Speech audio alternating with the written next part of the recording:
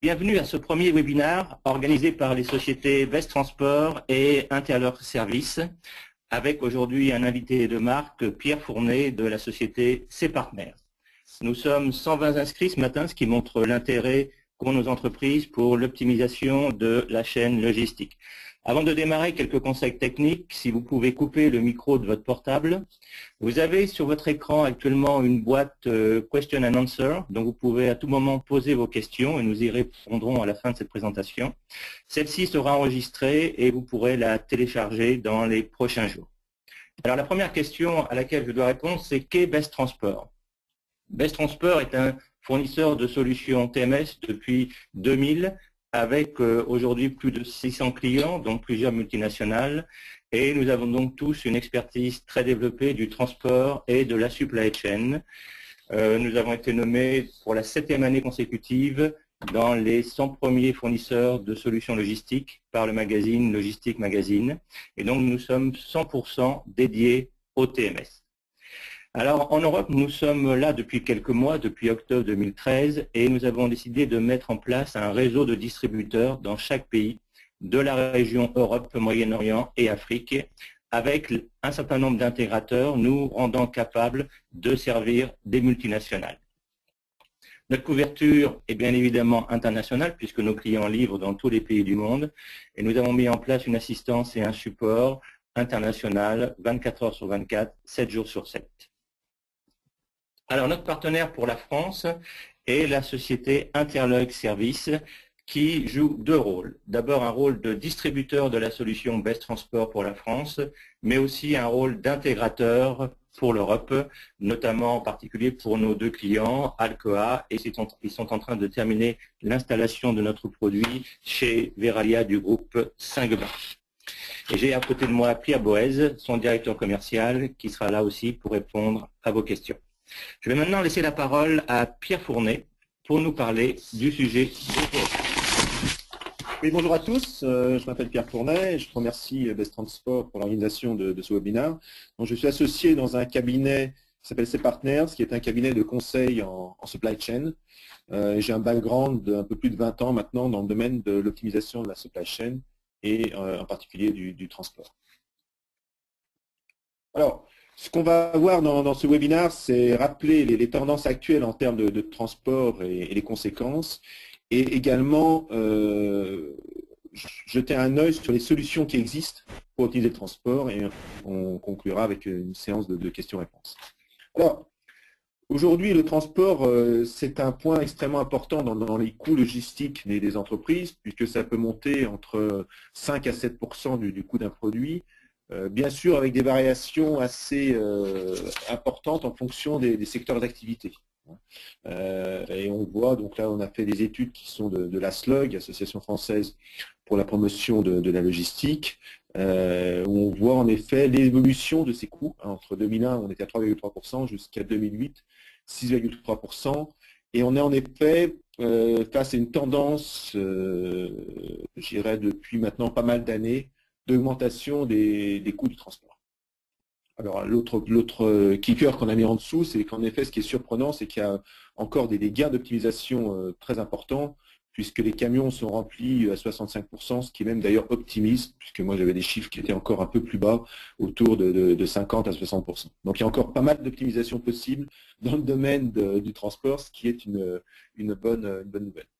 Alors pourquoi il y a cette croissance des coûts du transport? En effet, un des premiers points qui est sous-jacent, c'est l'augmentation du coût de l'énergie. Si on regarde les courbes du pétrole depuis 15 ans, il y a une augmentation du coût de l'énergie assez radicale. On revient à la présentation, désolé pour les petits aspects techniques, donc je reprends le fil. Donc voilà ce qu'on va voir dans la présentation. Les tendances actuelles en termes de transport et les conséquences, et ensuite les différentes solutions pour optimiser le transport. Next. Donc en termes de transport, ce qu'on constate depuis pas mal d'années, c'est une augmentation des coûts de transport, c'est ce qui est montré dans le graphe en bas à droite. C'est une source de la SLOG, Association française pour la promotion de la logistique et de la supply chain, où on est passé de 3% à 6% de la part du transport en pourcentage du chiffre d'affaires. et avec bien sûr des variations en fonction des secteurs d'activité. Donc qu'est-ce qui explique cette augmentation des coûts de transport? C'est en particulier lié à l'augmentation du coût de l'énergie. On a en effet une augmentation du coût du pétrole depuis de nombreuses années et qui impacte forcément directement le coût du transport. Il y a un lien direct entre l'augmentation du coût de l'énergie, du coût du pétrole, du coût du baril et le coût qu'on paye au kilomètre aux prestataires logistiques. Également, on a une augmentation des taxes et frais associés au transport.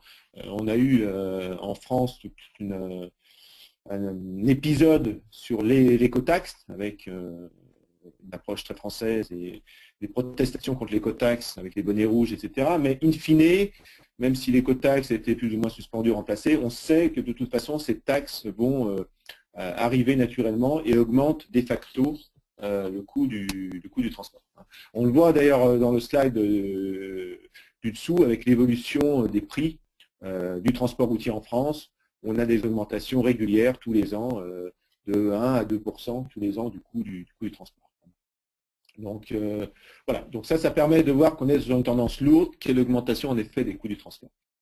L'autre point, l'autre grande tendance qu'on voit, c'est aussi la nécessité qu'ont les clients d'augmenter les fréquences de livraison. Donc il y a une pression en particulier il y a quelques années de la grande distribution et de Carrefour, on ne peut pas le nommer, sur le besoin d'accélérer les fréquences de livraison.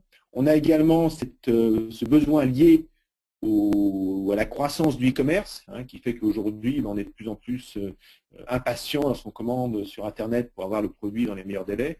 Donc, il y a un phénomène qui fait qu'il faut livrer de plus en plus fréquemment nos clients.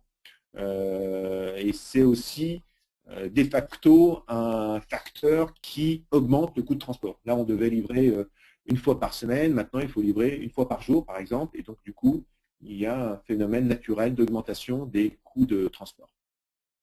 Alors, un autre facteur non négligeable qui est aujourd'hui la prise en compte de l'environnement, du développement durable, qui est de plus en plus intégré dans les entreprises, en particulier dans les grands groupes. Alors, dans les grands groupes, il y a une volonté d'apparaître green et du coup de montrer ça dans son rapport d'activité, qu'on a fait des efforts pour être plus green, donc pour avoir mis en place des mesures en faveur du développement durable. Et donc le transport, forcément, c'est un point sur lequel on peut s'améliorer pour être plus green, pour être plus en phase avec la pression environnementale sur les aspects de développement durable. Donc voilà, en particulier, c'est ce qui montre le slide, c'est un sujet qui est souvent porté par la direction générale des entreprises, en particulier les grands groupes, et également dans le but d'améliorer l'image de l'entreprise. Voilà, ça c'est des exemples très orientés environnement durable qui ont été faits dans la grande distribution avec Monoprix qui a mis un système de ferroutage pour acheminer les produits dans Paris en utilisant les lignes du RER la nuit. Donc c'est un aspect qui a été très médiatisé en partir de 2007 d'ailleurs. Et puis l'autre exemple, c'est Franprix qui utilise le fret, qui fait livrer une partie de son fret via des navettes sur la Seine. Donc il est clair que c'est intéressant, ces deux approches, ces deux expériences sont très significatives. Ça représente un volume très très faible par rapport aux enseignes Monoprix et Franprix, mais ils l'utilisent de manière extrêmement pertinente, percutante, pour montrer vis-à-vis des actionnaires d'une part, mais surtout vis-à-vis des clients, qu'ils ont une véritable image de développement durable, en faveur du développement durable. Alors, quelles sont les conséquences de ces tendances? Augmenter les fréquences de livraison, il faut transporter moins cher parce que les coûts de transport augmentent. Il y a également une tendance qui est assurer le tracking des produits, et savoir où est son produit à tout moment. On le fait sur Internet aujourd'hui, lorsqu'on commande sur Internet un produit, on va pouvoir le suivre de manière extrêmement précise, mais c'est vrai aussi dans le business to business, c'est comment je suis mon produit, j'achète un container en Chine, comment je peux le traquer à son arrivée au Havre, comment je traque ensuite du Havre à mon entrepôt central, de mon entrepôt central à mon entrepôt régional, de mon entrepôt régional à mes magasins, etc. etc. Et puis donc l'intégration du développement durable. Donc la conséquence, c'est que l'optimisation du transport est devenue en effet une préoccupation de plus en plus importante pour les entreprises et un sujet d'actualité pour les entreprises. Heureusement, des solutions existent, c'est la bonne nouvelle et c'est le point qu'on va aborder maintenant. Voilà, donc quelles sont les différentes solutions pour optimiser le transport? Donc on va parcourir différentes solutions, l'appel d'offres pour le transport, la gestion de ces transports par un tiers, tout ce qui est audit et contrôle des coûts de transport, la mutualisation logistique, les taux de contrôle et bien sûr le TMS qui est un sujet tout à fait pertinent aujourd'hui. Alors un des points en effet qui est assez classique et qu'on fait nous chez nos clients, c'est de faire régulièrement des appels d'offres transport. Vous avez aujourd'hui toute une série de transporteurs dans les entreprises avec lesquels on travaille depuis des années. Il est très intéressant, tous les 3-5 ans, de remettre en cause les prestataires qu'on a actuellement pour les challenger. Donc ça, c'est une méthode. Nous, on est très habitués à ce genre de méthodologie. On regarde les grilles, on regarde les flux que vous avez entre les points de départ et les points d'arrivée. On regarde les transporteurs actuels, on leur demande des nouveaux coûts. Et après, on optimise. Donc là, dans l'exemple qui est sur la carte, on avait, je ne sais plus, une dizaine de transporteurs au départ. Et à la fin, on a terminé avec 2 transporteurs principaux. Et on a pris bien sûr ceux qui, globalement, étaient les plus intéressants en coût de transport. Et on regarde ça département par département. Donc ça, c'est une méthode qui est toujours intéressante, qui est toujours nécessaire. C'est de temps en temps se poser la question, est-ce que mes transporteurs sont toujours percutants et compétitifs en termes de prix? Et donc de les challenger et donc de leur demander de nouveaux tarifs et d'ouvrir la consultation à d'autres transporteurs. Voilà, l'autre point aussi qui est intéressant, on va un peu plus loin dans la démarche, c'est de faire gérer ces transports par un tiers. Alors, c'est quelque chose qui devient de plus en plus classique, c'est-à-dire qu'aujourd'hui, vous avez dans l'entreprise le choix, soit vous gérez vous-même vos transports, c'est-à-dire vous débrouillez pour faire votre affrètement, votre optimisation de tournée, soit vous décidez de complètement dédier cette tâche à un professionnel de l'optimisation du transport. Donc c'est ce qu'on appelle dans notre jargon soit un 4PL ou un 3PL. Un 3PL, c'est un prestataire logistique, donc quelqu'un qui a des camions et des entrepôts, mais qui est capable de faire l'optimisation de transport et qui est capable d'affréter pour votre compte, non seulement sur ses propres ressources, mais également sur les ressources d'autres prestataires. Et puis vous avez 4PL, qui lui a un rôle également d'organisateur de transport, avec une différence fondamentale, c'est qu'il n'a pas de ressources en propre, il n'a pas de ressources camions ou entrepôts, et donc il est complètement indépendant pour choisir les prestataires. Voilà. Donc cette méthode-là, elle est intéressante parce qu'elle permet bien sûr le but c'est de réduire le budget de transport, d'améliorer le taux de service, de simplifier votre activité de transport. Et donc c'est une démarche qui comment dire, est de plus en plus utilisée par les industriels ou par les distributeurs. C'est de se dire, voilà, au lieu de faire soi-même, au lieu de gérer soi-même son transport, on l'externalise chez un 4PL ou un 3PL. Alors, parmi aussi les solutions intéressantes qui existent, c'est de se pencher sur les facturations des prestataires de transport. Cela consiste donc à regarder les factures des transporteurs et de les comparer par rapport à ce qu'on a commandé. Donc, ce qu'on appelle le fret audit, ou l'audit et contrôle des coûts de transport, c'est vraiment un contrôle a posteriori. On a la facturation qui ont été faites par les prestataires, et on compare ces prestations, ces factures par rapport à ce qu'on a commandé initialement. Donc, il y a des sociétés qui sont complètement spécialisées sur ces sujets-là. On a la chance d'avoir Interloc Service aujourd'hui qui sont des grands professionnels de ce métier.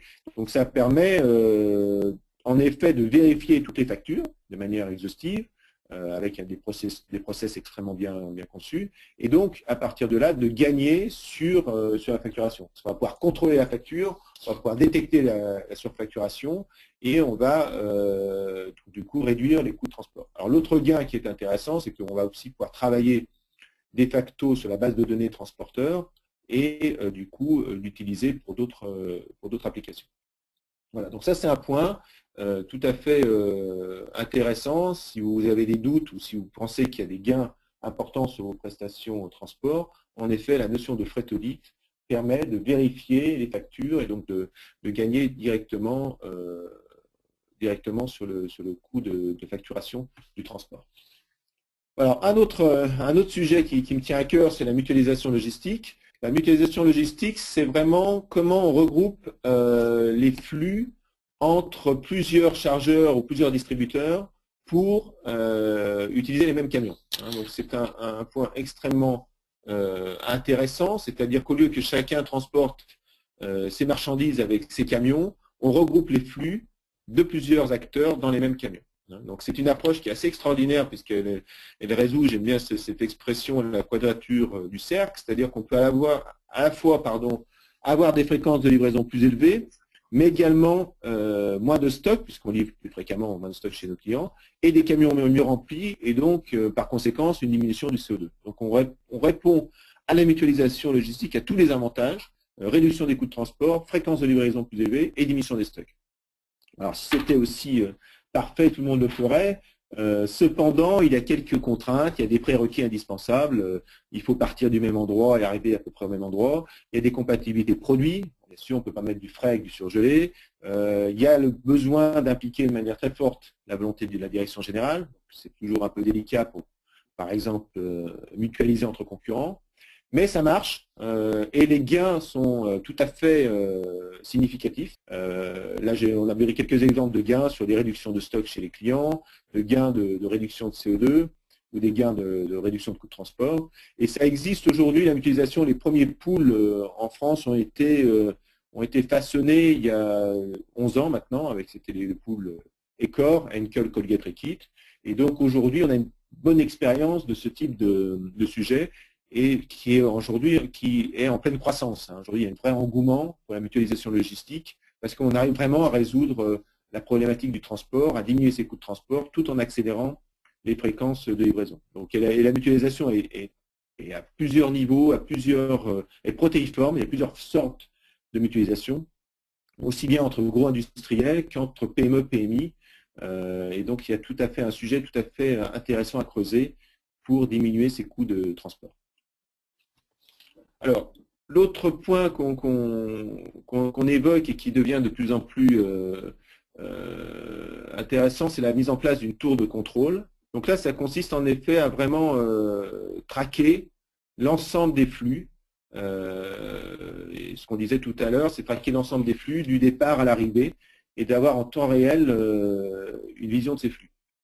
Et donc aujourd'hui, c'est vrai que c'est un sujet qui nous tient à cœur depuis pas mal d'années, mais qui reste aujourd'hui complètement d'actualité, puisqu'en fait la technologie permet vraiment, aujourd'hui, c'est de remonter des flux partout dans le monde et les coordonner, les compacter, les mettre en forme dans des systèmes de taux de contrôle.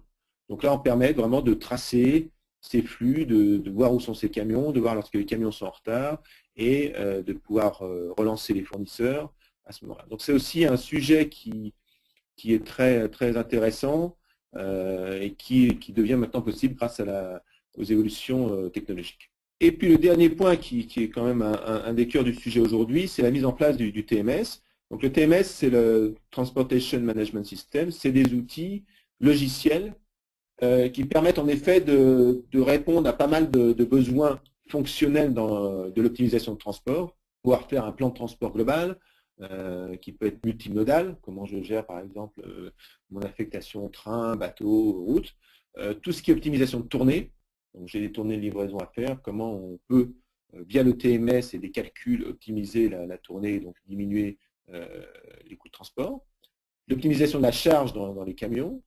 Alors une fonction qui est intéressante et qui est souvent utilisée dans les TMS, ça c'est la préfacturation. Donc c'est l'inverse de ce qu'on a vu tout à l'heure avec le fret audit. Là, la différence, c'est qu'on a les données de coût du transporteur, on sait quelle mission on va lui confier d'aller charger à tel endroit et de décharger à un autre point de livraison. Et on peut donc calculer à l'avance quelle sera sa facture. Donc c'est l'exemple du proforma qui est en dessous. Donc on lui fait une préfacture et on envoie en même temps que de la commande la préfacture au fournisseur en disant voilà ce que tu dois me facturer, ce qui permet du coup de complètement maîtriser ses coûts de facturation par les prestataires. Bon, ça permet également avec un TMS de gérer en centrale tous les contrats transporteurs, également de faire du suivi en temps réel et puis d'avoir tous les outils de reporting nécessaires pour gérer son transport. Voilà, aujourd'hui, ces outils existent depuis de nombreuses années, les TMS, mais atteignent aujourd'hui un niveau de maturité tout à fait intéressant et un niveau de fonctionnalité extrêmement étendu. Donc ce slide montre en effet je dirais les relations entre le TMS, l'entreprise et le transporteur. Hein. On voit en effet que à travers le TMS, l'entreprise va pouvoir prévoir ses besoins de transport, les planifier avec son plan de transport, ses tournées, peut faire de nombreux scénarios. Donc ça, c'est un point intéressant des TMS qu'on peut souligner, c'est faire des scénarios pour chercher des solutions optimales de transport. Hein. Préparer les marchandises à expédier, faire toute la traçabilité du produit, et puis vérifier enfin la livraison. Donc ça, l'intérêt, c'est qu'une fois qu'on fait ce plan de transport, ce tournée, cette affectation de transporteur, on peut le transmettre au prestataire, qui lui va à ce moment-là s'organiser en fonction de ce qu'a prévu le TMS et facturer la prestation correspondante. Ensuite, le transporteur va pouvoir communiquer les mises à jour en temps réel qu'on va suivre dans le TMS. Et puis le transporteur fait son travail, je dirais, de prestataire, c'est de récupérer les marchandises, de livrer les marchandises et de mettre à jour les informations en temps réel. Donc là, on a vraiment une bonne cohésion et surtout avec les outils modernes, type GPS et autres, qui permettent vraiment, par exemple, d'assurer une traçabilité complète des livraisons. Alors les gains sont tout à fait significatifs, en effet, sur la mise en place d'un TMS. Alors, ça dépend d'où on part et de son niveau de maturité, mais on peut aller de 5 à 20%. Bon, 20%, si on part d'une situation qui est quand même assez, qui a besoin de beaucoup d'optimisation. Mais il y a un véritable gain important dans la mise en place d'un TMS. On peut augmenter, bien sûr, le taux de service, c'est le but du jeu. C'est pas uniquement diminuer les coûts de transport, mais c'est en parallèle d'augmenter le taux de service. Améliorer aussi les délais de livraison. On va pouvoir trouver des combinaisons pour améliorer les délais. Et en effet, toute la partie visibilité de l'activité, donc ça s'améliore beaucoup en termes de visibilité parce qu'on va pouvoir tout concentrer dans le TMS pour améliorer la visibilité de l'activité et du coup tracer l'ensemble des livraisons. Voilà, donc optimisation de la flotte, oui, c'est lié aussi à l'optimisation des tournées, l'optimisation globale de l'outil, on va utiliser sa flotte de transport, et on peut en effet gérer des priorités, c'est-à-dire qu'en fonction des besoins clients, des niveaux de services qu'on accorde à des clients, des pénuries qu'on peut avoir en termes de camions, on va pouvoir faire des scénarios et donc gérer des priorités. Voilà, donc en fait, si vous voulez, qu'est-ce qu'on a vu dans ce webinaire aujourd'hui, c'est qu'il y a des tendances qui sont tout à fait porteuse en termes de conséquences. Hein. Donc l'augmentation du coût de l'énergie et des taxes, depuis de pas mal d'années, on est sur ce trend hein, et qui ne va pas s'arrêter. On sait que l'énergie va coûter de plus en plus cher et donc forcément le transport, et que les taxes vont être de plus en plus importantes, liées aussi aux aspects environnement, qui fait qu'on va taxer de plus en plus le transport. Le besoin d'augmenter d'accroître la fréquence des livraisons, ça aussi c'est une tendance lourde, on veut des magasins qui soient bien achalandés, on veut lorsqu'on commande sur internet avoir le produit rapidement, donc ça ce sera nécessaire de livrer plus rapidement, et donc du coup si on doit livrer plus rapidement, on augmente forcément les coûts de transport. Le besoin de traçabilité de contrôle qui est de plus en plus aussi prenant, hein, il faut savoir à tout moment où est son produit dans la chaîne d'approvisionnement. Et puis la pression environnementale, sociétale sur le transport aujourd'hui. Donc les solutions, ce qui est intéressant là-dessus, c'est qu'il y a vraiment des solutions. Hein. On a vu la notion d'appel d'offres, ça c'est une solution assez classique, mais qui est nécessaire de faire de manière régulière, tous les 3 à 5 ans, pour remettre en cause ces prestataires logistiques. La possibilité de confier l'ensemble de son transport à un tiers, un 4PL ou un 3PL, ça c'est vraiment un aspect externalisation. Hein. L'audit et contrôle des coûts de transport, donc ça c'est le freight audit, on contrôle a posteriori la facture des prestataires. La mutualisation logistique, c'est un sujet aussi d'avenir qui permet donc de regrouper les flux de plusieurs chargeurs dans les mêmes camions pour diminuer les coûts de transport. La tour de contrôle qui permet vraiment d'avoir une traçabilité, une vision totale de ces flux. Et enfin, le TMS, hein, qui est un sujet extrêmement pertinent, qui est je mets en place un outil dans mon entreprise, donc je garde le contrôle, par rapport à la notion différente de le confier à un tiers. Là, je garde le contrôle de ma gestion de transport, mais je la maîtrise totalement avec mon TMS. J'optimise mes flux et j'ai une traçabilité totale de mes flux et je peux faire des scénarios. Donc ça, c'est un point vraiment assez tout à fait essentiel lorsqu'on veut maîtriser ces coûts de transport, à la fois les maîtriser et diminuer. La mise en place d'un TMS répond totalement à cette question. Voilà, donc en conclusion, tout ça, juste en conclusion par rapport à ça, c'est qu'en effet, on pourrait être affolé en disant ces coûts de transport qui augmentent, il va falloir les réduire, ces fréquences de livraison qui augmentent, il va falloir les gérer. Mais il faut prendre ça du bon côté, c'est qu'il y a des vraies solutions qui existent sur le marché, et le TMS en est une en particulier, et donc il y a une vraie opportunité pour agir aujourd'hui, et pour prendre j'allais dire, le taureau par les cornes avant de subir ces tendances, et vraiment de se dire, bah voilà, qu'est-ce que je fais aujourd'hui pour optimiser mes coûts de transport. Et donc là, il y a une vraie opportunité pour avancer. Voilà, merci. Je ne sais pas si vous avez des questions. Merci Pierre pour cet exposé très synthétique. Oui, il y a plusieurs questions et nous allons d'abord en prendre une qui est pour toi. C'est à partir de quelle taille d'entreprise faut-il mutualiser? Et quelles sont les grandes tendances? Alors, c'est une très bonne question, hein. Aujourd'hui, la mutualisation a commencé à l'origine, donc il y a 11 ans, plutôt par des grosses entreprises. C'était des Henkel, des Colgate, des Reckitt, des Sara Lee. Et ça a été la tendance pendant quelques années. Aujourd'hui, la mutualisation est complètement descendue, entre guillemets, vis-à-vis des PME-PMI. Donc, moi, j'ai travaillé sur des projets, par exemple, dans des régions de la France. On mutualisait de la PME-PMI dans le domaine viticole et agricole, toute PME, où on mutualisait pour, bien sûr, diminuer les coûts de transport. Et cette mutualisation, elle est vraiment protéiforme, c'est-à-dire que ça peut passer, par exemple, par... il y a un exemple qui est très intéressant, qui est celui de l'ARIA de Poitou-Charentes, où en effet, à l'origine, c'était la société qui fabrique la maison Penaud, qui fabrique du saumon fumé, qui livrait le système U local. Et donc le saumon fumé, en période de Noël, ils n'avaient pas de souci pour atteindre les francos des prestataires. Et évidemment, le reste de l'année, j'étais beaucoup plus contraint par la demande qui était plus faible, et donc ils n'atteignaient pas les francos des prestataires. Et donc ils avaient un vrai problème commercial vis-à-vis de Système U, qui lui ne pouvait pas payer non plus le surcoût transport.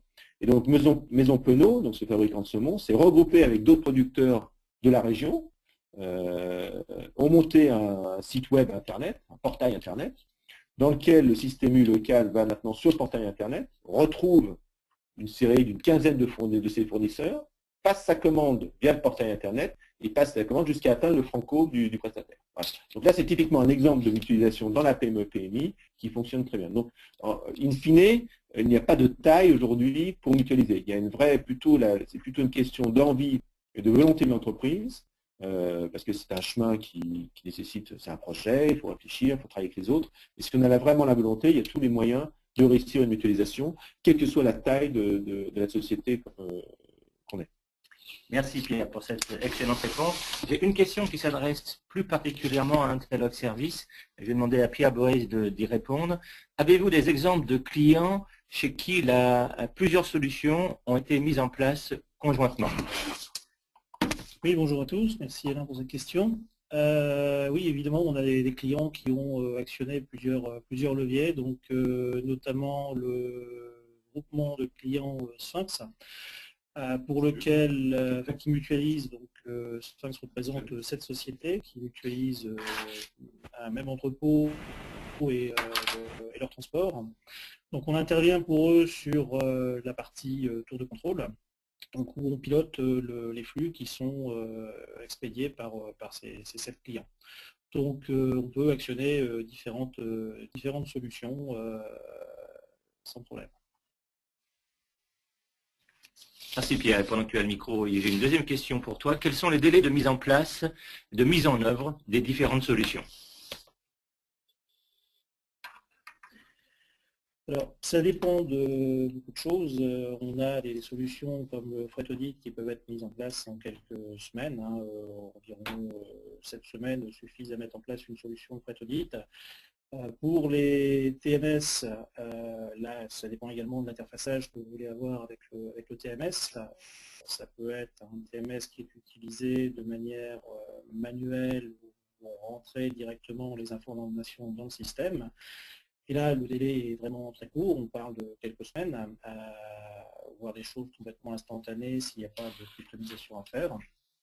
Et puis également, donc, ça peut être un peu plus long dans la mesure où on doit avoir des interfaces qui sont faites avec les différents ERP que les industriels peuvent avoir. Donc on va d'un délai très court à après quelques